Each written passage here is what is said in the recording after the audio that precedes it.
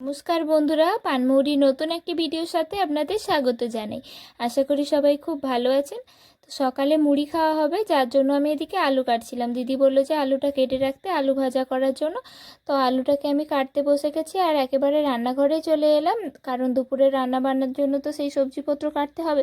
তো আমি ওগুলোকে কিছু কিছু কেটে রাখি, তার জন্য একেবারে রান্নাঘরে চলে এসেছি। আর মা ওদিকে পুজো করছিল আর দিদির মেয়েকে খাওয়াচ্ছিল, তো তার জন্য আমি একবারে সবজিপত্রগুলো কেটে ফেলছিলাম। তো প্রথমে আলু ভাজা করার জন্য আলুটাকে সরু সরু আর একটু ছোট ছোট করে কেটেছিলাম, আর তারপরে কিছু সবজিপত্র কেটে নিয়েছিলাম।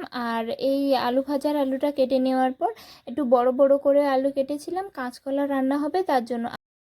তারপর আলুটা সেদ্ধ হতে বসিয়ে দিয়েছিলাম, আর আলুটা সেদ্ধ হতে বসিয়ে দিয়ে কাঁচকলাগুলোকে কেটে নিয়েছি। আর এই কাঁচকলাগুলো হচ্ছে আমাদের বাড়ির গাছেরই, আগের দিন কাকু পেড়ে এনেছিল, তো ওটাই আজ রান্না হবে। ভালো করে কেটে ধুয়ে নিয়ে লবণ আর হলুদ মাখিয়ে রাখলাম, আর তারপরে এই মাছগুলো ফ্রিজ থেকে বের করে আনলাম। এগুলো আজ রান্না হবে। বাটির মধ্যে মাছগুলো হচ্ছে তারুই মাছ, আর কড়াইতে রুই মাছ ভাজা হচ্ছে। এই মাছটা যেহেতু একটু কম পরিমাণে ছিল, তো যার জন্য 2 পিস রুই মাছ আনা হয়েছিল। তো দিদির মেয়েকে খাইয়ে চলে এসছে, আর দিদি মাছগুলো ভাজা করে নিচ্ছিল। আর তারপর রান্না বান্না সেরে আমি বেরিয়ে পড়েছিলাম দোকানে। আমার আর দিদি দুটো জামা কাটাতে দেওয়া ছিল, ওগুলো আনতে যাব। আর মা গেছিলো মামা বাড়ি। তো আমি আর মা বেরিয়ে যাওয়ার পর দিদি গেছিলো দিদির মেয়েকে নিয়ে। আধার কার্ড ভুলে এসেছিলো দিদির মেয়ে, তো ওটা ঠিক করাতে গেছিলো। দিদি আর দিদির মেয়ে গেছিলো। আর তারপর আমিও বাড়ি চলে এলাম, দিদিও বাড়ি চলে এসেছিলো। বাড়ি এসে আমি আর দিদি দুজন মিলে পেয়ারা পেড়েছিলাম। আমাদের বাড়িতে একটা পেয়ারা গাছ আছে, ছোটো মতো। গাছটাতে খুব বেশি পেয়ারা হয়।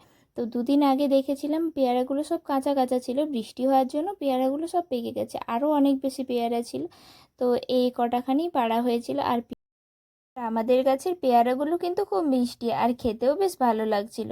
তো পেয়ারা পাড়ার পর ভাত খেলাম, আর ভাত খেয়ে আমি আর দিদি রান্নাঘরে চলে এলাম। দিদি এদিকে ঘি বানাচ্ছিল।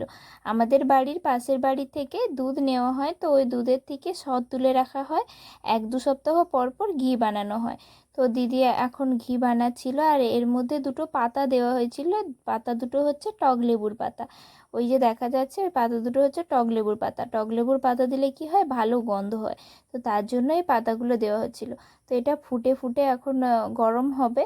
তো এই যে হয়ে এসছে, এরকম লাল লাল হয়ে যাওয়ার পরই এটা হয়ে যাবে। তো এটাকে রেখে দিতে হবে, ঠান্ডা হলে তারপর কৌটোর মধ্যে ঢালা হবে। আর তারপর এখানে বিকালে আমি মাছ ধরছিলাম বড়শি দিয়ে।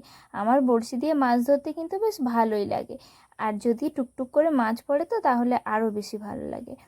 এই যে একটা মাছ পড়েছিল, কিন্তু মাছটা খুব ছোট ছিল, যার জন্য ছেড়ে দিলাম। অনেকগুলোই মাছ ধরেছিলাম। আর বড়শির মধ্যে কাঁটাগুলো এসে এমনভাবে গেঁথে যায় না, ছাড়ানোই যায় না যেন। তো যাই হোক, এই যে মাছ ধরছিলাম আর টুকটুক করে বেশ মাছ পড়ছিল, আমার তো বেশ ভালোই লাগছিল। আর আমার বড়শি দিয়ে মাছ ধরতে বেশ ভালোই লাগে। আপনাদের কার কার এভাবে বড়শি দিয়ে মাছ ধরতে ভালো লাগে অবশ্যই কমেন্ট করে জানাবেন।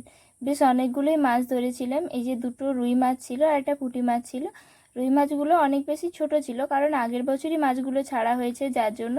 তো এই যে আবারও একটা রুই মাছ ধরেছিলাম, আর কাতলা মাছও পড়েছিল, কিন্তু খুব বেশি ছোট, যার জন্য নেওয়া হয়নি। এই মাছগুলোই নেওয়া হয়েছে। তারপর দুপুরে যে ঘিটা বানানো হয়েছিল, তো ওটা ঠান্ডা হতে রেখে দেওয়া হয়েছিল। আর ঠান্ডা হয়ে যাওয়ার পর দিদি ঘিটাকে ছেঁকে নিয়েছিল বিকেলে। আর এই যে এই কৌটোটার মধ্যে ঘিটা রাখা হয়েছিল। এই কৌটোটাতে আগে ঘি কেনা হয়েছিল, তো তার জন্য এটা বড় হলে কি হবে, এই কৌটোটার মধ্যে এই ঘিটাকে রাখা হচ্ছিল। ঘিটাকে ছেঁকে নিয়ে ভালো করে তারপর কৌটোটার মধ্যে ঢেলে রাখা হয়েছিল। অল্প পরিমাণে ঘি হয়েছিল, খুব বেশি হয়নি, কারণ দুধের সরটা যেহেতু কম ছিল, তো অল্প পরিমাণে ঘিটা হয়েছিল। তো এভাবে অল্প অল্প করে ঘি বানিয়ে কৌটোটার মধ্যে রেখে দেওয়া হয়। তো আজ ভিডিওটি এই পর্যন্তই। ভিডিওটি কেমন লাগলো অবশ্যই আপনারা কমেন্ট করে জানাবেন। আর আমার চ্যানেলে নতুন নতুন ভিডিও পাওয়ার জন্য অবশ্যই আমার চ্যানেলটি সাবস্ক্রাইব করে দেবেন। তো আজকের মতো